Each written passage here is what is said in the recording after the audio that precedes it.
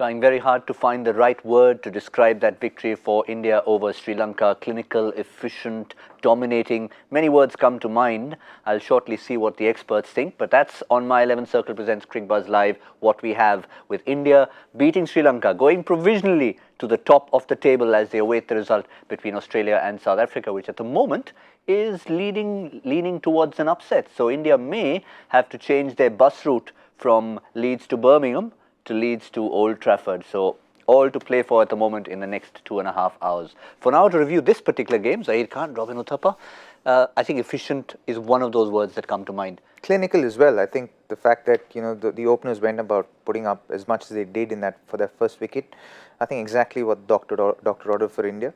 And I think the fact that Rahul got 100 should do a massive help to his confidence going into the knockout stages.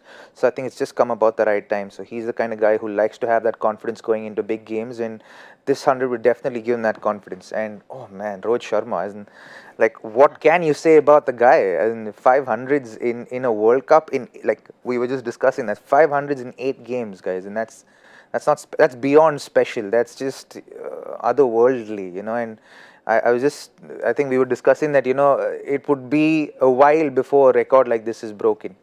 It would take something else, some otherworldly stuff to actually break that kind of record. And to see the hundreds that he's got against South Africa, Pakistan, England, Bangladesh, and 3 back-to-back hundreds, that's amazing. Absolutely, and he can make it 4 and equal the record of Kumar Sangakkara from 2015. But for the moment, 5 in a single World Cup is insane. It's ridiculous. I mean, I drink cups of coffee, and I think, okay, I've ticked off that many. That's how easily he ticks off hundreds. He's in sublime form, and it's also one thing to be in good touch, and another thing is to make sure that you are continuing with that form and not getting anywhere relaxed. Today also, when you see him get out, he was disappointed, and that's the kind of appetite he has for runs. So it's very important that he continues with this form now, because the start is something which Indian team always looks for, and so consistently he has been doing that. And I think the fact that Shikhar went out of the World Cup because of the injury was something also helped him in terms of taking that more responsibility. Yeah. Otherwise at times we've seen that yes, batsmen in form, they score hundreds and then they just kind of frizzle out. But with Rohit Sharma, that's one thing which is there. He has been capitalizing on the good form. So that's great news for India. His numbers are just unbelievable. Yep. 300s in a row against good teams, and in that list, you just see 2 innings. So he actually missed out on Afghanistan. But he didn't even get starts. Just one time he got a start and didn't make 100. 57 against Australia. That's been the hallmark of Rohit Sharma's career, I would say. Every time he has faced those 20-30 deliveries, every time he has passed that 10-over mark, he more often than not has been converting those into big hundreds, and he just doesn't stop at 100. One thing he must be disappointed that he has not really got that 180, 190 or 200 kind of 100, which he has already done 3 times. 3 times, double hundred. So he's a special player. That it's an asset to have, and a player in such form. Any team would want in the side, and especially in a tournament like World Cup. So I think it's time that Rohit Sharma put his head down and make sure that semi-finals and finals. Yes. You're being greedy. You want more? Of course we want more. Yeah. How can we not want more? I want 2 more. Yeah. No, I thought you were saying you're regretting not having a daddy 100. He's got so many daddy duties now that now he has to put that on the field. No, he's doing a great job for us. I think as long as he's getting hundreds, irrespective of their baby hundreds or daddy hundreds, as long as the hundreds are coming, India will be in good state. So it's important that Rohit Sharma gets hundreds for us, and 2 more is not being greedy. It's realistically possible given the form he's in. But yes, as in it'll be critical. Like I said earlier, I've been saying earlier, for India's success, Rohit's performances will be critical. His hundreds or his contribution in that first 35 overs will be critical to any kind of success India will want to achieve in this tournament. One concern we had early on in the tournament was when that chemistry was broken between Rohit Sharma and Shikhar Dhawan, and we said, "Oh, is that chemistry going to work with KL Rahul?"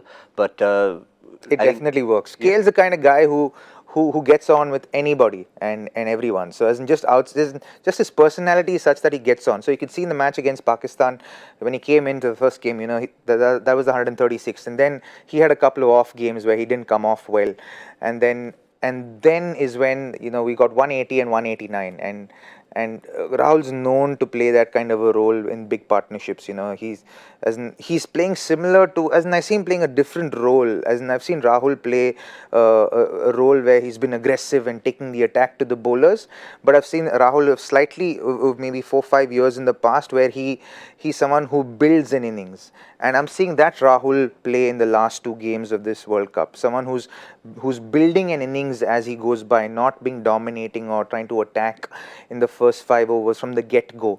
How we've seen him in the last maybe few years in the IPL and probably Test cricket for a little bit and T20 cricket. You've seen him just going after the bowling from the get-go. It's not that Rahul that we're seeing right now. We're seeing someone who builds innings, and it's a very different Rahul. Certainly is, and this is what he set out with a job to do, India to win the game clinically, but also he would have had on the back of his mind, I need to set myself up for a decent big one to take it into the semi-final. Well, the good news is that both the back-to-back innings they've gone beyond 180 runs. Was that a record in itself which they've broken now? The opening stand of 189 for World Cup? For opening partnerships in this World Cup, yes. Yes, and they just made it a few days back. Yeah. So that is something which India will be very happy with, and Rahul got an opportunity because of Shikhar getting injured, and Shikhar was also in a great form, so that was added responsibility on Rahul as well to make sure that that hole is filled nicely, and he has done a fantastic job of taking that responsibility. Yes, he is an opener, but he was preparing for the World Cup being a middle order player, so that also takes that little bit of adjustment to do, which is great to see that he has done that. He's happy that the spot which he enjoys batting the most in, he's got that. Now the big one is coming. So from India's point of view, that both these batsmen are going to be the key in terms of setting that platform. And leaving it then to Virat to make sure the middle overs are good. Yeah, and UV had said early in the tournament that this could just be Rohit Sharma's World Cup, and along with that, Rohit said he's very. I mean, he feels that Rahul will come good. So everyone is turning into a fortune teller, but for the right reasons. Yeah, but I think and rightfully so, right? I think everyone is anticipating good things for the Indian cricket team, and it seems to be happening, and they're functioning a lot as a unit, and they're really backing each other. You could see even when Rohit was batting with Rishabh, when Rishabh played his first game, put an arm around him because he was pretty tense and nervous, and you could see the jitters the first 10 balls, but then he put his arm around him and said, don't worry, and farm the strike a little bit, let the nerves settle down, and then he came a little into his own. The second match was a lot more comfortable. So I think they're functioning beautifully as a side. You could see the excitement Virat had when he got the 100, and then the disappointment before he got the 100, he played a cut shot, went straight to point, and Virat was like he should have hit that a little finer, So everybody they want success for each other, which is a great thing, which is a sign of a great dressing room. So so I think good things are ahead. But a lot will depend on the starts, whether you're bowling first or batting first. Yeah, it certainly will, and also depend at the moment on who they're playing and where they're playing it, because that suspense still remains. No suspense about the man with the hair, Lasith Malinga.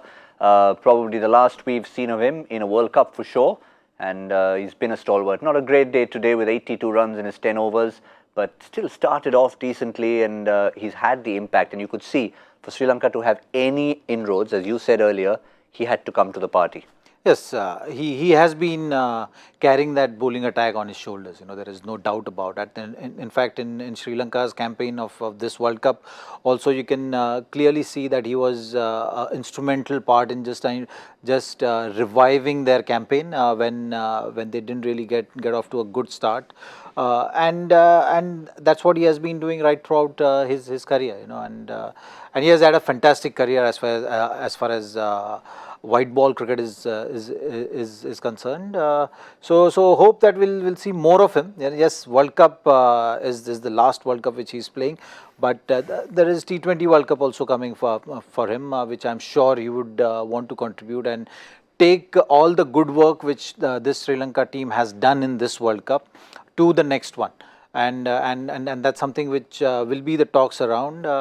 And for this Sri Lankan bowling, because Sri Lankan bowling is too dependent on Malinga still. I think that's something which he will have to take upon himself to make sure that the other bowlers who are coming, the likes of Isru Dana or Pradeep. Lakmal for that matter. Lakmal was also off color right throughout this tournament. So I think he has a big role to play. There is no doubt about it. Malinga will have to play a huge role in terms of getting these bowlers up and going, take them to that next level which is required for this Sri Lankan team. Because when you look at this team now, from this World Cup, you found the batsmen. You can see that Avishka Fernando has come good. Karuna Ratne has been good. Kushal Mendis needs more confidence. He's just lacking confidence at the moment. But in terms of batting, they're looking pretty much sorted. What is missing is the fact that they don't have high quality spinners and the bowlers to make that impact. So that is something which Sri Lanka will have to really look into. And there Malinga will be playing a huge role. All right, let's have a look at the innings progression as far as India's run chase is concerned, and have a look at this. Sri Lanka innings, that 31 to 40, 73 for 1, that's what we were talking about. They did so well.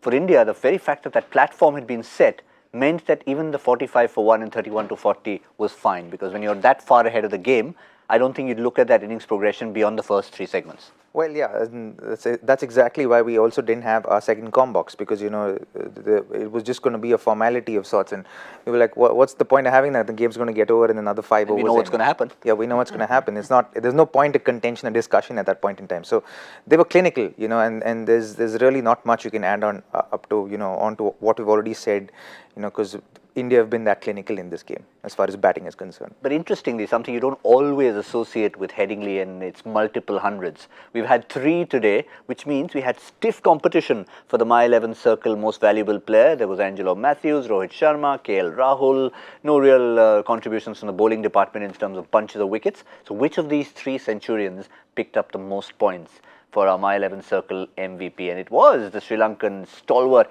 Angelo Matthews, 113 of 128. I guess those few extra runs, the boundaries, everything counts.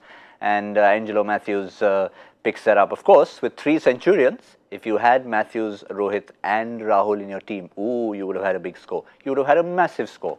Something tells me Dada didn't have all 3. So who is our My 11 Circle Beat the Expert champion? Maybe that is Dada's alter ego. Rejaul Bhai from Poshchim Bongo, from West Bengal, with 581 points. And what is it with that monkey cap? I mean, even for I think a photograph. He's not feeling well. Right. So occasionally you wear a monkey cap if you're not feeling well, generally when you're feeling thanda, when you're feeling cold. But I guess he was feeling a little bit cold. But India feeling pretty good about themselves as they climb to the top of the points table. Let's remind you, it's provisionally for the moment, because Australia, South Africa is still in progress. If Australia go on to win that, and they're not very well placed, they would go to 16 and stay at Old Trafford to play New Zealand. If the match goes South Africa's way, India move from Leeds to Old Trafford to play New Zealand, and Australia and England will have the big rehearsal to the Ashes, because they're all talking about in England about that rehearsal to the Ashes. So let's actually see briefly because first and foremost 325 is what South Africa put on. I'm rooting for South Africa. I'm definitely rooting for South Africa. I really think with the way they've batted really well, very well actually, and especially I think Van der Dusen, he was batting on 4 of 25 balls, and then he ended the innings with 95 on 97 balls. Deserved 100 for the way he batted, and you can see the 2 wickets down. One's injured, one's gone out, so all to play for, and I definitely think South Africa is going to upset Australia in this one. Yeah, unfortunately, I have to say upset given their form, but I'm rooting for them. Yeah, in this case, nobody will mind calling it an upset because they just have not turned up to this World Cup. And we're talking about all the teams going out in a high. South Africa will love to go out in a high and be party spoilers.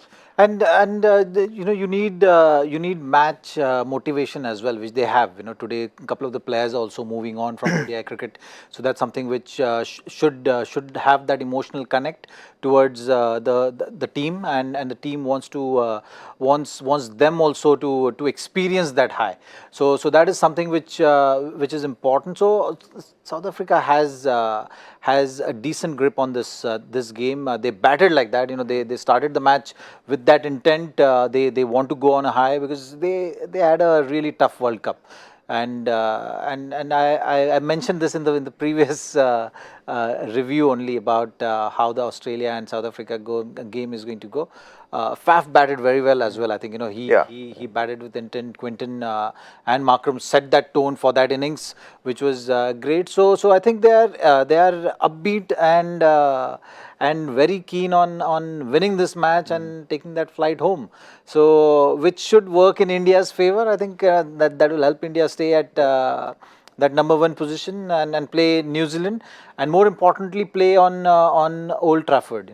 That's something which I feel. And from Australia's point of view also, the kind of selection they've made for this match shows that they're very keen on playing on this venue. Old Trafford is something which is a venue of the first semi-finals. So Australia was very keen on it. That's how they selected the team. They've not rested anyone. They wanted their best 11 to play the match, win the match, finish strong. And like we were talking in terms of India as well, take that confidence to the semi-finals. So whatever happens, I think it'll be dependent on which team. New Zealand has lost their previous match getting into the semis. England have won it. India have won it. Now we'll have to wait and see what happens to Australia. But all in all, it will be an interesting game, and we are here to wrap up. So I'm keen on that where things are finishing end of this league. I can tell you something, Robin. First, we'll update it, and I'll just tell you what the Indian team has said about that particular game. 325, just to confirm, in their 50 overs. Fabulous from skipper Faf du Plessis. Rassie van der Dusen has been their find in the last year and a half or so, and he showed faith in that. Mitchell Starc, well, it was the worst possible start. 15 or 16 runs he gave in his first over and then had to come back. But Usman Khawaja has gone out with a hamstring injury, so he's retired hurt. So David Warner, still there, is the only hope. So effectively 39 for 3 in 9 overs. So they're staring down the barrel. But India have said we're going to celebrate today's victory. We're not even looking at what's happening at Old Trafford. Bring on whichever opposition comes. Absolutely. I think that's the way you should be as well, isn't? I think that's how winners even talk and behave, and I think that that's the mindset that they should have. And I think, like I said, I've been saying all along that I think the mindset, the atmosphere, and just the camaraderie within the group seems like it's in a great place, and they want to hold on to that, because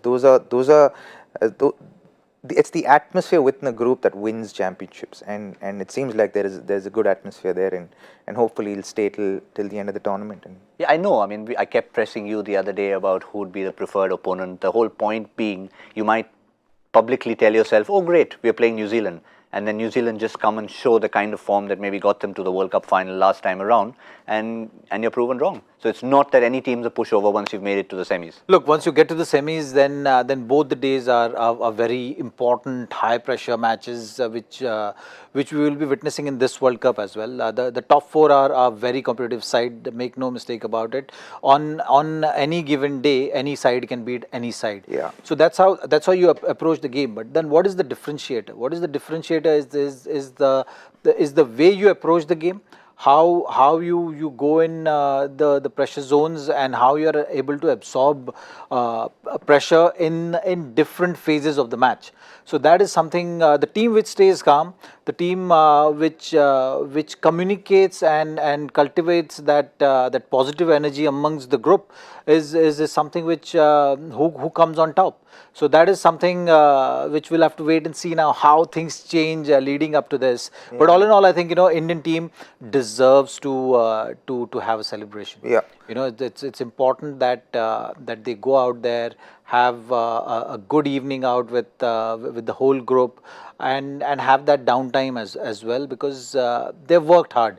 They've worked hard. They've lived up to the expectations. They have fully focused on the processes. They've been having a good downtime right throughout the tournament, enjoying each other's company. Everything which is required for a team to be in good space mentally, they have done that, and they've gone about making sure that those 2 points are collected every time they have stepped out, unless barring one game, which is a great achievement. So I think they've done everything they can to go to the next round. And I'm sure with the kind of things which we've been hearing and the kind of footage which we've been seeing on social media, gives us that indication that they're in good zone to go on to the next level and cross that level with flying colors. Also, Virat saying at the end of the game that apart from the honor of playing for the country, he said we are all set, which means in terms of looking at the composition of the team, etc., etc. But we would still like to remain flexible on the day, whichever semi-final they go to. Yeah, and I think they have the they have the capacity to be flexible with the members within that group. But I think going into that semi-final, you definitely want to have as in that cushion of a sixth bowler, because it's a knockout game, and in a knockout game, if somebody has a bad day, then you want to have that cushion. So I see Jadeja playing. Given his performance today, I have a feeling, I get the sense that he'll find himself a spot in that semi-final game, and one of the batters will have to sit down. Either Jadeja or Kedar Jadhav will play, and one of the batters will have to sit down. But for now, they're not going to think about that. We are not going to think about that, because the Indian team deserve their celebration. Leeds is the kind of place you can go out there. There's enough spots once the day gets in and it's not cold and rainy as it was at the start of the day. But Joy Bhattacharya also comes up with some teasers. Very cold and rainy when it starts out, appears you can't see through the fog. And that's what his question was for today. Only once in World Cup history has an exhibition match also been played by two participating teams on the same day as their actual fixture. Which World Cup and who were the two teams? The answer is West Indies and Sri Lanka in 1975. The match ended 39.2 overs early. So teams came back again for an exhibition match for the spectators. And guess what? This was the toughest question Joy has set. So we're sending this to Joy with our compliments, because there's no winner. So Joy, you deserve this mug. It's empty for the moment, but I'll make sure it's filled up with something appropriate and send it your way. Tough For one. real? No one got that? No one got it. I don't believe that. Crick Rohit also got it wrong. Genuine, I don't believe it was that. a tough one. It was a tough one. Going back, I think most of our viewers probably not even around in 1975. And we thought run rates from 1877 was tough. Yeah, exactly.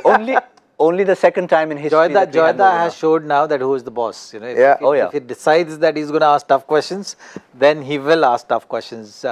In between, he was getting a little under pressure. Oh, too many half volleys. 10-second answers, 15-second answers. Oh, too many half volleys from Joy. But interesting one that is, because so many stories from the 70s coming out. In fact, ODI cricket really, when things started off early, you had a rained out game, and then they played a game, just there was 1 day left, and that was pretty much the birth of ODI cricket, England and Australia in Melbourne. So all sorts of little landmarks have happened in the 70s, but this particular one, an exhibition game for the spectators. Today it was an exhibition from Team India, getting over the line at Headingley, topping the group provisionally, depending on the final result between Australia and South Africa. But we've still got plenty of analysis that lies ahead before the semi-final. One, of course, as we've told you, we're going to be coming back later tonight at the end of the Australia-South Africa game to just put into perspective the entire group stage. And then tomorrow, we're going to wrap up everything that is our league stage review, 5 p.m. in English and 7 p.m. in Hindi, looking ahead to the semi-finals and looking back at the entire league stage. That's My 11 Circle presents Cricbuzz Live, a very special edition in that gap between the league stage and the semi-finals. But as I said, one more reminder, we're not going too far. We're going to be back just to see if India are headed to Old Trafford or Birmingham. We'll see you soon. Until then, just thank you briefly, gentlemen. We will meet soon. My 11 Circle presents Cricbuzz Live.